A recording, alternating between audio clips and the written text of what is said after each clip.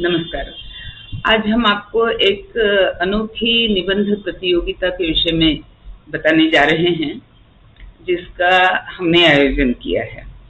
अब हम का मतलब क्या हुआ, तो हमारी एक संस्था है कौशलम न्यास, जिसके साथ कुछ अन्य सामाजिक संस्थाएं भी जुड़ी हुई हैं, जैसे Bhandarkar oriental research institute Pune, या स्वातंत्र्यवीर सावरकर राष्ट्रीय स्मारक मुंबई, या कॉस्मस फाउंडेशन पुणे, और कुछ अन्य संस्थाएं भी जुड़ेंगी, ऐसा हमें अनुमान है। निबंध का विषय बहुत ही अनोखा रखा है, इसीलिए मैंने अनोखा शब्द का प्रयोग किया।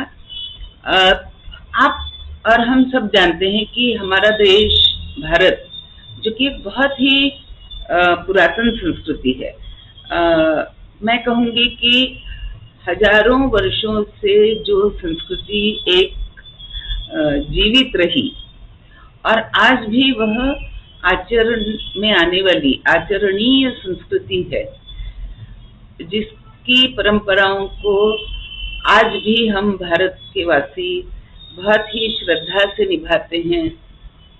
तो ऐसी जो हमारी संस्कृति है, इस संस्कृति में जो हमारे पास 3 परंपराएं मुख्यतः थी। एक तो ज्ञान की परंपरा, दूसरी तेज और मेधाविता की परंपरा, और तीसरी सत्य की परंपरा। तो सत्य, ज्ञान और मेधाविता, तेज, ओज, ये जो परंपरा हमारे देश की रही, इसी के बल पर हमने कभी विश्व गुरुता प्राप्त की थी। तो ये विश्व गुरुता कोई ढोल बजा करके हम लोगों से नहीं कहने जाते थे, परंतु लोग हमारे पास अलग अलग देशों से आते थे, हमारे यहाँ पढ़ाई करते थे, और इस कारण हम कह सकते हैं कि वे हमें गुरु मानते थे।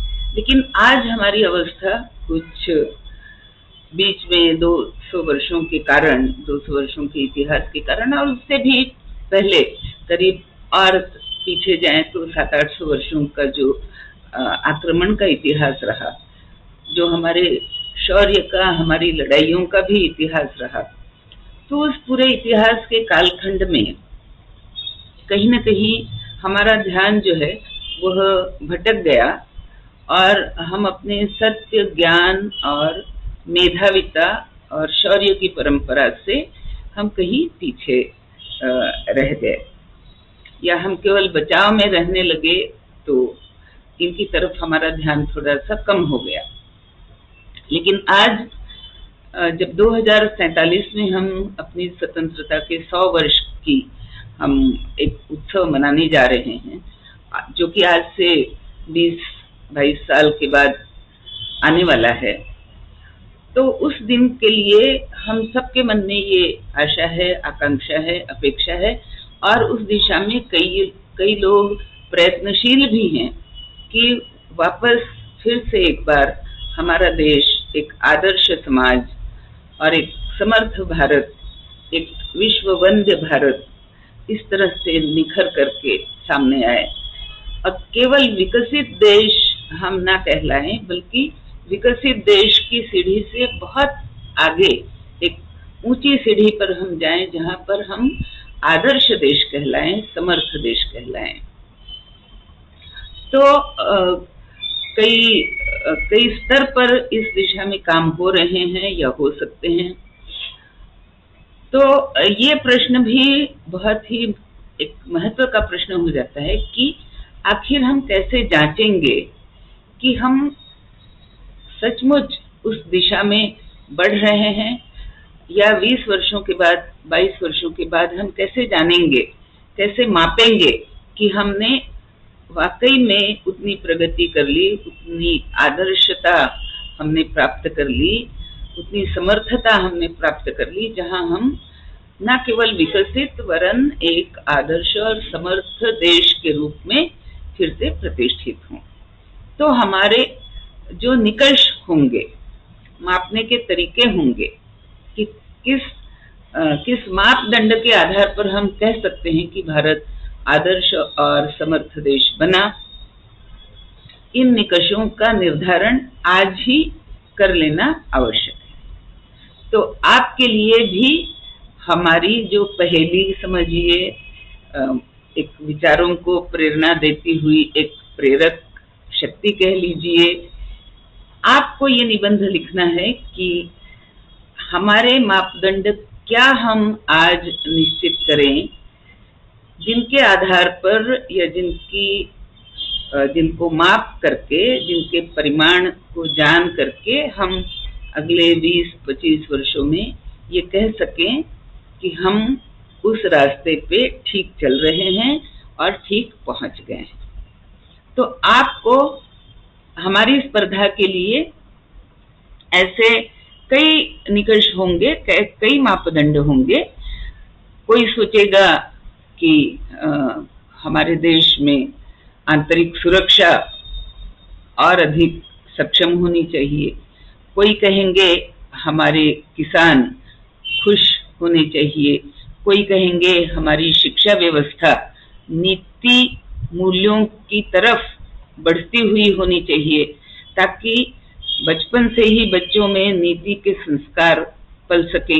विशेषतः सत्य, ज्ञान, तेज, मेधाविता, शौर्य, ये बातें, ये संस्कार बच्चों में आरंभ से ही आए। इस तरह हमारी शिक्षा व्यवस्था को बढ़ाना होगा। कोई कहेंगे हमारी स्वास्थ्य व्यवस्था को अधिक सक्षम हम इस तरह से बना सकते हैं और इस तरह से उनके मापदंड निश्चित कर सकते हैं। तो कईयों के कई विचार होंगे।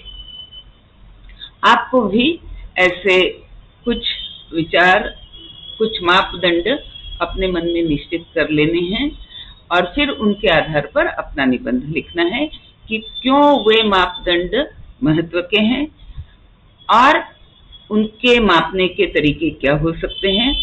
भले ही वह गुणात्मक मापदंड हो, गुणात्मक हम उनकी माप तौल करें, संख्यात्मक भले ही ना हो, पर कम से कम गुणात्मक तो होनी ही चाहिए। तो इस प्रकार आपको, और हाँ, अब ये बात आती है कि ये निबंध कौन लिख सकते हैं। तो हमने इसमें पारितोषिक जो देने के लिए जो हमने सोचा है, और बड़े भारी पारितोषिक देने की हम बात सोच रहे हैं। 10,000 रुपए का प्रथम पारितोषिक, इस प्रकार से हम विचार कर रहे हैं। तो इन पारितोषिकों के लिए हमारे पास निबंध भी बड़े होंगे। तो हमने 3 श्रेणियां की हैं। एक तो सभी के लिए, मतलब कोई भी इस देश का जो सम्मान्य नागरिक है, वो कोई भी अपने मत इसमें लिख सकता है। 8 से 10 ऐसे मापदंड आप चुन लीजिए और उन पर अपने विचार व्यक्त करने के लिए 3000 शब्दों से अधिक आपको लिखना है। अब आप समझ सकते हैं कि हम आपसे बहुत लंबे निबंध की अपेक्षा कर रहे हैं। दूसरी श्रेणी हमने की है जो महाविद्यालयों में पढ़ने वाले छात्र हैं, 13वीं कक्षा से लेकर के आगे तक। उन्हें भी ये निबंध लिखने के लिए उनकी श्रेणी अलग रखी है। उन्हें भी अपने 7-8 निकष मापदंड चुनना है और उन पर करीब 2000 से लेकर 2500 शब्दों तक अपना निबंध लिखना है।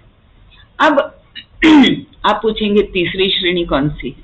तो ये हमने 12वीं कक्षा से कम कक्षा में पढ़ने वाले छात्रों के लिए, यानी समझ लीजिए जो स्कूल या जूनियर कॉलेज में पढ़ रहे हैं, उन छात्रों के लिए करी है। उन्हें 3 से 5 मापदंड चुनने हैं और अपने निबंध को 1000 से 1200 शब्दों के बीच में लिखना है। ये सारा करने से पहले आपको हमारा एक गूगल फॉर्म भी भरना है। तो गूगल फॉर्म आप भरेंगे 31 मई से पहले, ताकि हमें पता चल जाए कि आपने ये संकल्प ले लिया है। और आप निबंध हमें लिख करके देंगे 31 जुलाई से पहले, यानी लंबा समय भी हम आपको दे रहे हैं। आप किसी की सहायता ले सकते हैं, लेकिन हाँ, एक व्यक्ति को एक निबंध लिखना होगा। ग्रुप से लिखे गए, ग्रुप द्वारा लिखे गए निबंधों को हम पारितोषिक के लिए उचित या योग्य नहीं मानेंगे। अब आप ये भी कह सकते हैं कि हमें इतना लंबा या इतने अधिक मापदंडों के विषय में लिखने की इच्छा तो नहीं है, परंतु हम किसी एक या दो मापदंडों के विषय में बहुत ही अधिकता से हमने विचार मंथन पहले भी किया हुआ है, आज भी कर रहे हैं, उन्हें हम महत्व का मानते हैं और उन्हें हम कम शब्दों में व्यक्त करके आपके पास भेज सकते हैं। तो वो भी आप अवश्य भेजिए। वो पारितोषिक के लिए हम उसे सुयोग्य नहीं मानेंगे, लेकिन अगर आपने अपनी बात को अच्छी तरह से रखा है, तर्कपूर्ण पद्धति से रखा है, सुयोग्य आपका विचार हमें भी लगे कि हाँ, ये मापदंड बहुत ही उचित और योग्य है, तो हम उसका श्रेय भी आपको देंगे, आपका उल्लेख करके। और हाँ, हम ये भी चाह रहे हैं कि ऐसे जो भी मापदंड हमारे पास आते हैं, आपके एक तरह से वो आपके सुझाव भी हैं, तो इन सुझावों का हम एक संकलन करेंगे, एक हो सके तो एक पुस्तक छापेंगे। इन सुझावों को अवश्य ही हम भारत सरकार के संज्ञान में लाएंगे, लोगों में आग्रह करेंगे कि इन सुझावों पर हमारी अगली पीढ़ियां काम करें, अगले हमारे छात्र काम करें। अब किसी ने मुझसे पूछा कि अच्छा, छोटे बच्चों को आपने क्यों इसमें स्थान दे दिया। मैं दो बातें कहती हूँ। पहली बात तो हम छोटे बच्चों को हम समझाते हैं कि देखो, अपने आप को कभी छोटा मत समझना, और छोटे बच्चे भी हमसे कहते हैं कि देखो, आप बड़े हो तो क्या हुआ, हमें अपने से कम मत समझना। तो इसीलिए छोटे बच्चों को भी हमने इसमें शामिल किया है।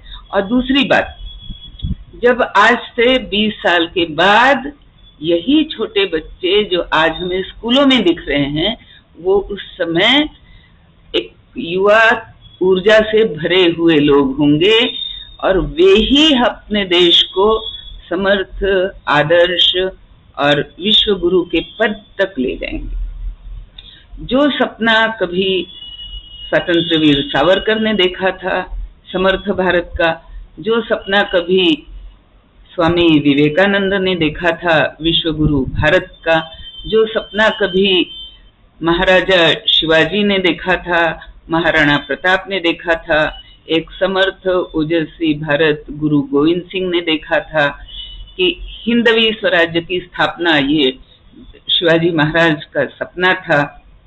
तो इन सारे सपनों को आगे बल कौन देगा?